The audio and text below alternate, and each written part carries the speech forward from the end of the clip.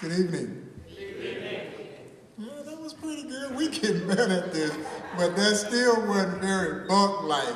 Good evening. Good evening. That's more like it. My name is Bob Kendrick. I am president here for the Negro Leagues Baseball Museum, and welcome to the finale of a 3-day Buck O'Neil 102nd birthday celebration. We've been partying with old Buck and for old Buck for the last 3 days, and it's been an incredible party. The party Saturday night was tremendous. You know, it didn't hurt that we walked away with $750,000. That makes the party a whole lot better. And certainly would have brought a smile to old Buck's face. And so we're delighted to have you guys here. This is a very special evening for us because we get to honor two very special friends of the Negro Leagues Baseball Museum, and you'll hear more about that in just a few minutes. Obviously, I would be remiss if I did not thank all of our sponsors of this weekend's celebration. They are listed in your program, along, of course, with Sprint and the Kauffman Foundation, who were our presenting sponsors of this event. You know, our goal for the month of November is to raise another $102,000 in celebration of Buck's 102nd birthday. And as you all are aware, he used his birthday for over a decade to raise money in support of his museum. Over that time span, we raised over $1 million. So when Buck passed away in 2006, we just felt that it was more than fitting for us to continue that tradition of celebrating his life. And so ever since, we've had this birthday celebration in his honor, in his memory. And of course, it has helped keeping his spirit and legacy alive. And of course, both live on at his museum, the Negro Leagues Baseball Museum. So again, thanks to all of the sponsors. I also want to recognize our members of our board of directors who are with us here tonight, led by the First Lady, the chair of the Negro Leagues Baseball Museum, Ms. Betty Brown.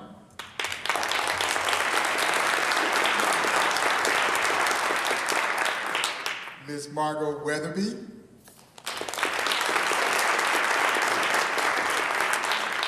Former Negro Leagues Museum Executive Director. He now carries an emeritus status. You know, one day I want to be emeritus of something. But Mr. Don Motley, also a member of our board of directors. And Mike Canali, also with us, one of our vice presidents of our board, Mr. Mike Canali. I also want to recognize a very special gentleman because he walked in this evening actually. First time I met him, he walked in and he handed me a check. And as Rick Sutcliffe can attest, when people hand me a check, I typically get excited, and I got excited again. And I really want to recognize Dr. Harry Davison. He's a PhD, he's a nationally known African-American clinical psychologist and a lifetime member of the Association of Black Psychologists with certification in African psychology. Dr. Davison invites you to tune into his weekly radio broadcast on KPRT every Friday at 1 o'clock. And so I don't know if the check was for a clinical study on me or not, but we will take it and put it to good use. Dr. Davison, thank you for your generosity. He just moved us a step closer to raising that $102,000 that we're trying to raise. And so we appreciate the generosity of all of you who are with us. We've got a very special guest here. And, you know, we weren't sure if we were going to be able to get him by here today or not. But he was in to do an event, and he came by the museum to give a talk to a special group of folks this afternoon. And we said, well, you know, we got a little something going on for Buck today. Tonight, can you stop back by? And of course, he smiled and said, yes. I want you guys to please give a thunderous ovation to Buck's son, Mr. Lou, Hall of Famer, Mr. Lou Brock. Yeah.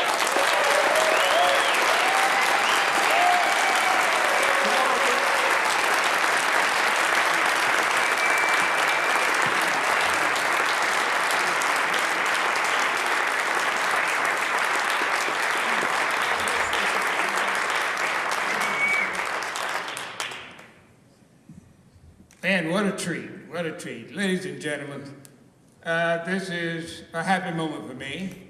Inasmuch as when I was 19 years old, I ran into a man named Buck O'Neill at Southern University. And Buck and I, throughout time, like a lot of other people who claim Buck as their father, I claim him as well. However, I claim that my claim is much better than most.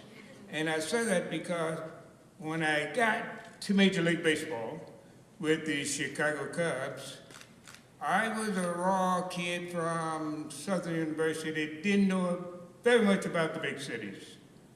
And the Chicago Cubs did a wonderful thing. They named Buck O'Neill as the first black coach in Major League Baseball history.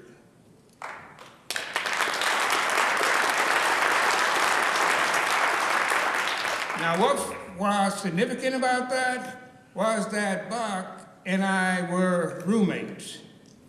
And I got to tell you, when you're in the big leagues, and you got players like Ernie Banks, George Altman, Billy Williams, Ron Santo, Sutcliffe wasn't around at that time.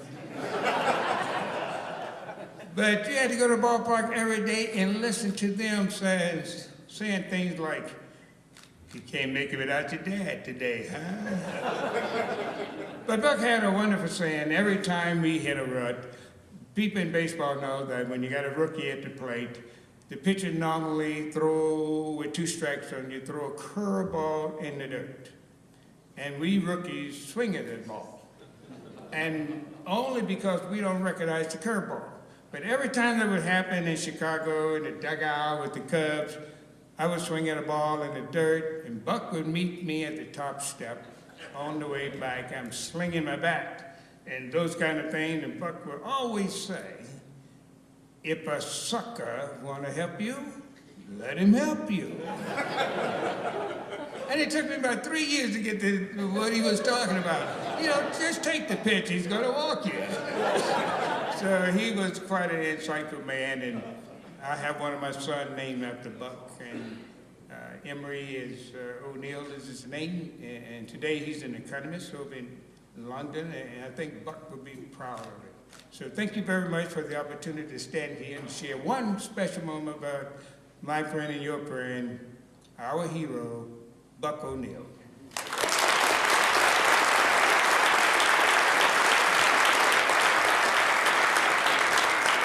Another round of applause for Hall of Famer Lou Brock. Lou, thank you so much.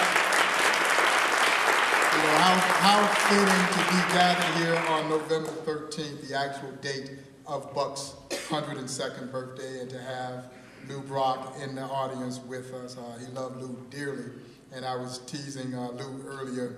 Buck was the last guy to sign off on the trade. They all came to Buck, you know, not necessarily they were going to do it anyway, but they came to Buck because they knew that Buck had a close affinity with Lou, and they said, "Well, Buck, you know, we're going to trade Lou over to St. Louis. We need some pitching. We got a chance to get Ernie Broglio." Buck says, "That sounds like a good move. We got pitching. We need some pitching." You know, we had a crowded outfield, and so they send Lou over to St. Louis, and arguably one of the worst trades in the history of Major League Baseball. And Buck would always say every time he went to Busch Stadium, they gave him a standing ovation for sending him that gift that became Lou Brock. Lou would have an immediate impact, and man, he ran his way all the way into the National Baseball Hall of Fame, and no one was more prouder of Lou Brock than Buck O'Neill. Lou, thank you. All right, to move on with the program, it is time for us to present the Legacy Awards to 2 very special people. On deck, he doesn't need an introduction because he has 8 gold gloves. In my opinion, certainly ranks as one of the greatest second basemen in the history of this game. Should absolutely be in the National Baseball Hall of Fame. And of course, those of us who are working tirelessly to hopefully have that happen. To me, he is one of the most important baseball players in Kansas City history, particularly relative to the things that he did. Homegrown kid, Lincoln High School, helped literally build the stadium, and that became Kauffman Stadium and, of course, did his thing there at second base like no one has ever done. Please join me in welcoming my friend and a fellow member of the museum's board of directors, Mr. Frank White.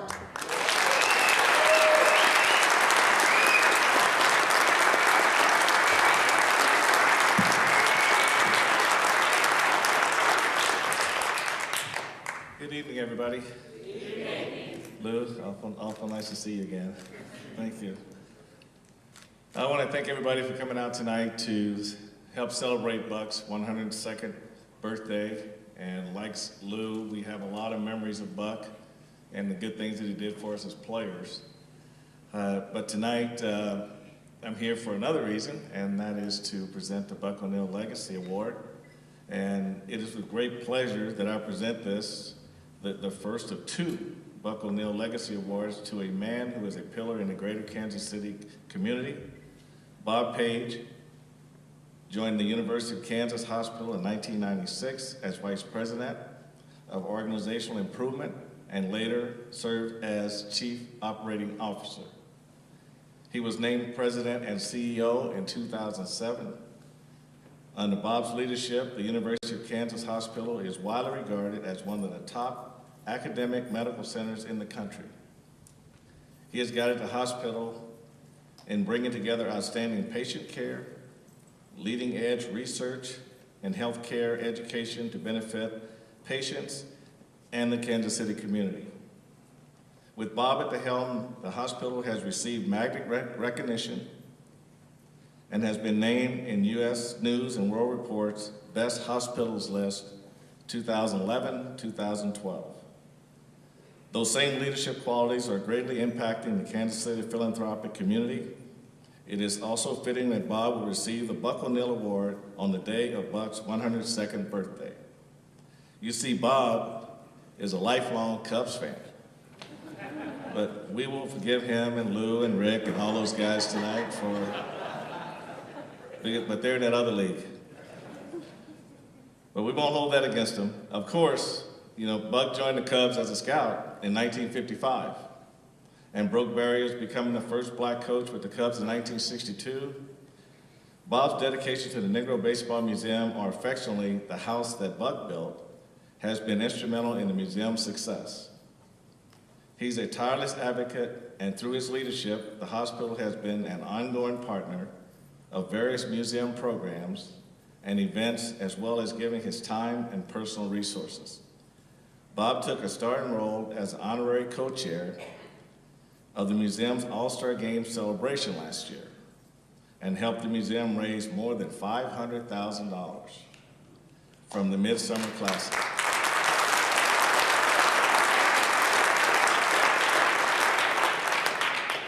Bob Page is a power hitter in the truest sense, and we're proud to have him on our team. On behalf of the Board of Directors and staff of the Negro Leagues Baseball Museum, I proudly present the 2013 Buck O'Neil Award for outstanding support of the Negro Leagues Baseball Museum to Mr. Bob Page.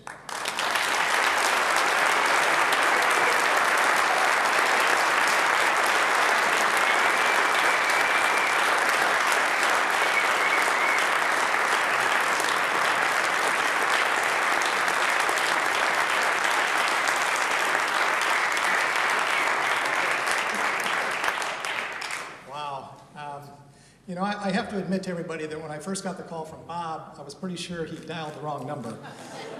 And then about 5 minutes later, after he convinced me that he hadn't, there's this flood of emotions.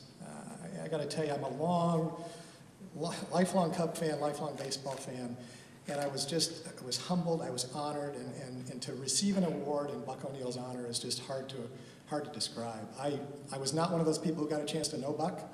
I met him a couple of times, but when you think about how he touched not only our community, but he touched our country, and you think about how he touched people from all generations and all races and all walks of life, I hope everybody in this room realizes how lucky we were to have him here in Kansas City.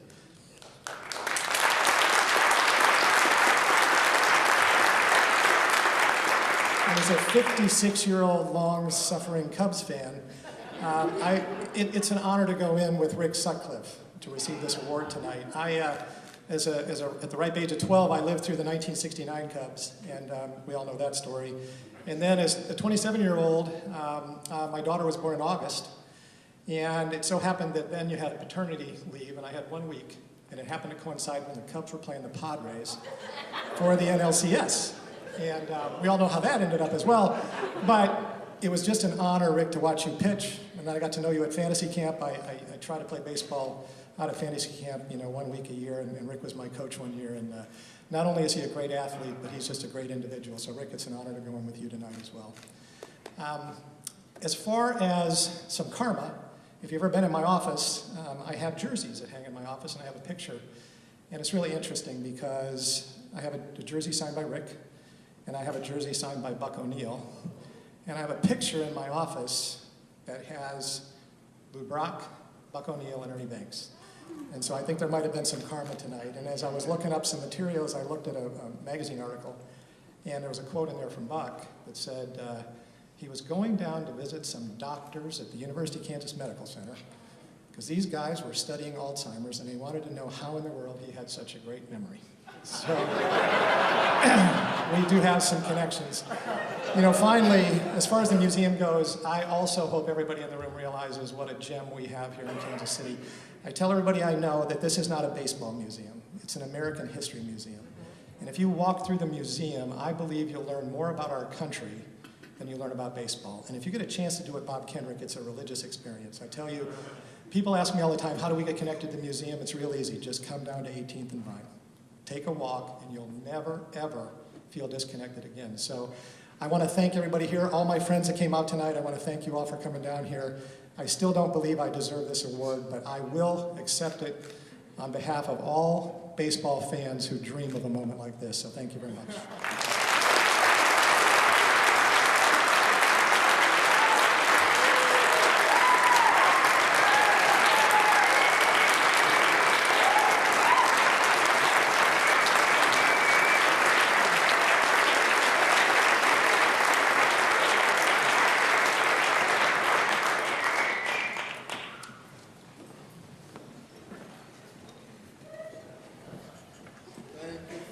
Thank you, Bob. We sincerely appreciate your support of the Negro Leagues Baseball Museum. And coincidentally, folks, Bob has graciously signed up to be one of our chair people for our new event, which is being planned for April 12th, 2014.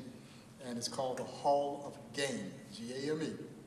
So please mark that date on your calendar. It is going to be outstanding. We are excited about what this new direction that we're moving. We'll continue to present legacy awards. We haven't stopped with that, but the new event that will include the big banquet will take on a little different direction, but we think an even more exciting direction. So please mark your calendars for Saturday, April the 12th, and be here for the inaugural class of the Negro League Museum's Hall of Game.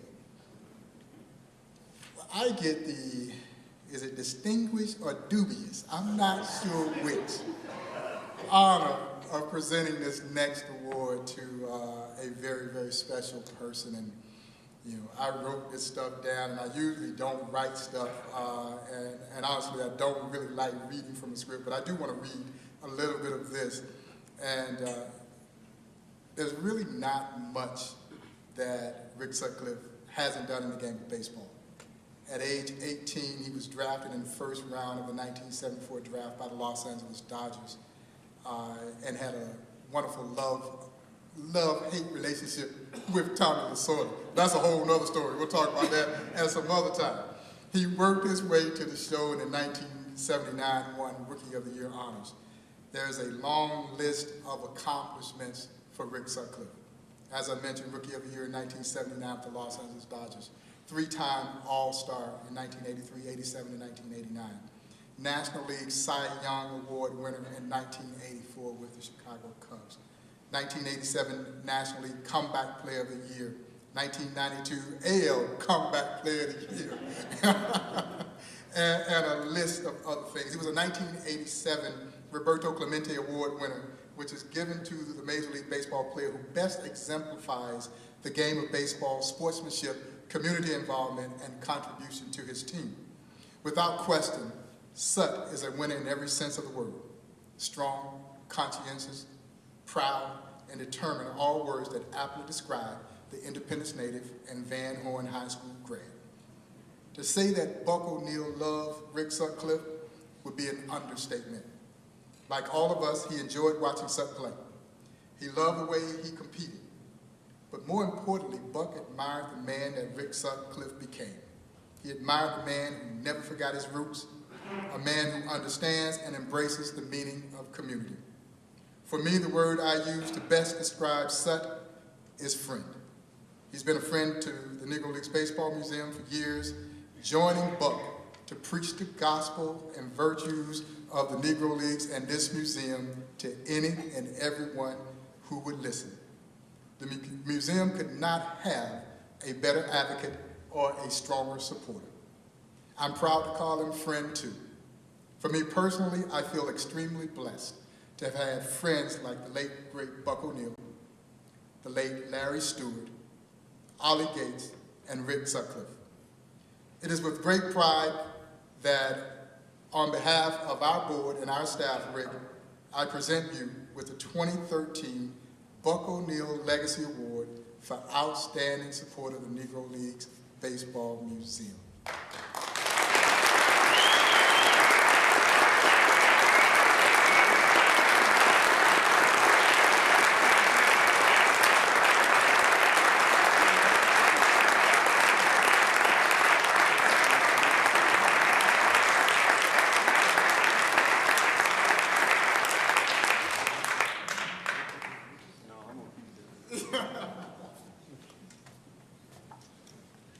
Wow, thank you. Bob, congratulations. I know exactly how you feel. Bob Kendrick, it doesn't get any better than that. And I could not have thought of anyone on earth that it would have meant more to me to have received this award from than Bob. Can we get a round of applause for Bob Kendrick?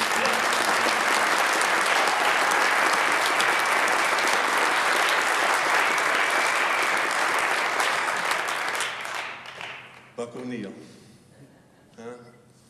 Buck O'Neil. Does that, just saying that name, just hearing that name, just puts a smile on your face. The Buck O'Neil Legacy Award, with my name right underneath it.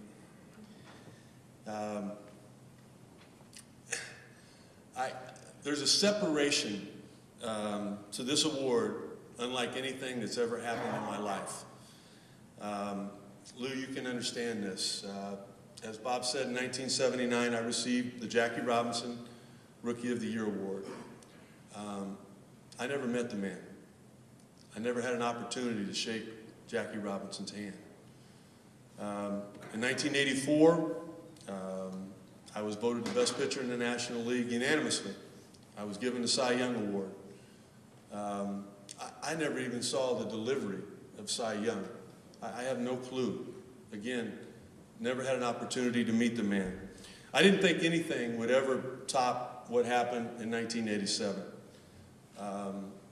As you all know, the Roberto Clemente Award it's an award that's given out to one baseball player in all of baseball each year. It has something to do with how you perform between the lines, but more importantly, what you do in the community. I didn't think anything would ever come close to that. This is different. I hate to say that anything in life is ever the best, but there's something more special about this than anything ever. I never got to see Roberto Clemente play. I never got to meet the man. Like almost, I'm sure, everybody in here, I knew Buck O'Neil. I knew Buck O'Neil real well. I had breakfast with the man. Rick Taylor, my buddy, and I were playing golf with him one time, and Buck looked at us and he said, "You guys are like sons to me." And Lou, I mean, I don't have any of the history that you did, but that still warms my heart to think about that and gives me goosebumps just remembering that day when he said that. I traveled with the men. I spoke with the men many, many times at charity events, at banquets. One of them that comes to mind was the retirement party for Joe Carter. And it was a surprise retirement, and Tony Gwynn, Kirby Puckett, myself, we all got up and spoke. And of course, like always, you save Buck for last, you know, to come in and just kind of bring everything together. And one of the stories that Buck told was that, you know, when he was a scout for the Cubs, he signed Lou Brock. And he said, what did the Cubs do? They traded him. And he said, I was a scout for the Cubs and I signed Lee Smith. And what did they do? They traded him. And he said, I was a scout for the Cubs and I signed Joe Carter. And he said, Joe, what did they do? He said, they traded you. Well, as you all know, they traded Joe Carter for me. And Lou, I'm kind of sitting there like, Buck, I'm right here.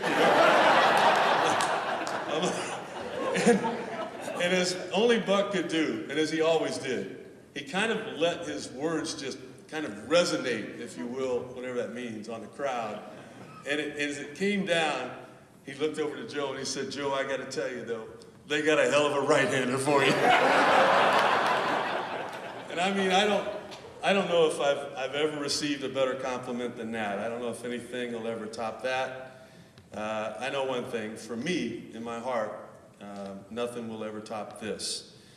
The one thing that I think of anytime I hear Buck O'Neill's name, or anytime I read it or see it, or I say it, it's always led me to be a better person. And to think about, you know, is there someone out there that I can help? There's got to be something today, somebody, somewhere that I can help. God just put somebody in my path that I can encourage, whatever it might be. And I know one thing, as we all walk out of that door tonight, if Buck O'Neill could have one thing happen, and we know he's looking upon us, if there could be one thing that would happen, he'd want each and every one of us to somehow find a way to go out and encourage somebody to be better. Because that was what Buck O'Neill was all about, and I know that that would be the one thing that he would want us all to do. Thank you. Thank you very, very much.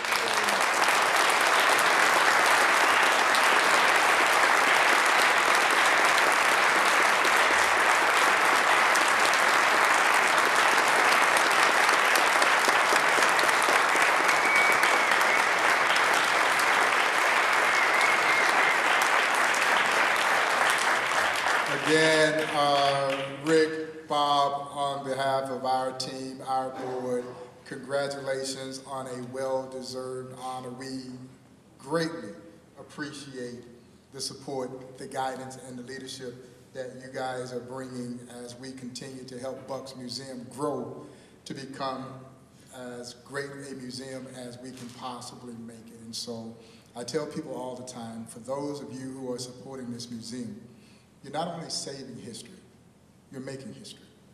And very few of us ever get an opportunity to do that. And by preserving this wonderful piece of baseball and Americana, we are each doing exactly that. And in our own small ways, we are leaving a legacy that we want to stand the test of time, so that future generations have an opportunity to come to that museum and be able to learn that history and, more importantly, be inspired by those men and women who played this game and overcame tremendous adversity to do so, but who also forged a glorious history during an inglorious chapter of this country's history, and of course made our country the great country that she is today. I also would be remiss if I did not recognize Mr. DeMaurice Smith, who is with us tonight. DeMaurice Smith is the son of legendary Hall of Fame Negro League pitcher Hilton Smith.